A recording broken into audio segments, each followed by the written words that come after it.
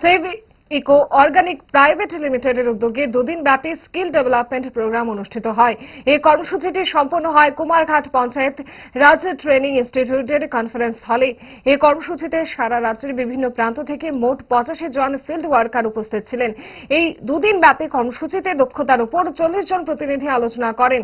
এই skill development ওয়ার্কশপে মূল বিষয়বস্তু নিয়ে আলোচনা করেন স্টেট লিডার দেবল গ্রুপ, এছাড়াও নর্থ ইস্ট লিডার অর্জিত দাস, দেবাশিস ঘোষ সহ কৃষি বিজ্ঞানী রাহুল কুমার। এই সংস্থা 2015 সাল থেকে পথ চলা শুরু হয়েছে।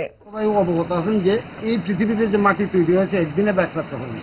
ঠিক মাটিটা যখন শেষ হবে এটাও কোনোদিন একদিনে এক রাত্রে হবে না। দিন দিন মাটির উর্বরতা কমছে, মাটির ধ্বংসের দিকে যাচ্ছে। তো পৃথিবীতে মারাত্মক 40-50 বছরের মধ্যে একটা মারাত্মক খাদ্য সংকট আসবে। এটার সঙ্গে যদি শুধু আমরা কাজ করছি, ভারতের বর্তমান প্রধানমন্ত্রী বারবার বলছেন মিট্টিকে বাঁচাও, মেরে ধরতিকে বাঁচাও, কিন্তু প্রধানমন্ত্রী বলে বলে আত্মহত্যা করলেও মৃত্যুর কোনো উন্নতি হবে না। এই ক্ষেত্রে আপনারা সবাই যতক্ষণ এই আন্দোলন সম্পর্কে সচেতন না হব এবং প্রত্যেকে তখন আমাদের কর্তব্যটা আমরা না করব, ততক্ষণ মাটিকে রক্ষা করা সম্ভব না।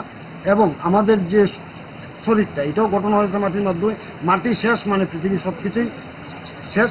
তো আমাদের যে মেইন স্লোগানটা এটা হচ্ছে save soil, save earth, save farmer.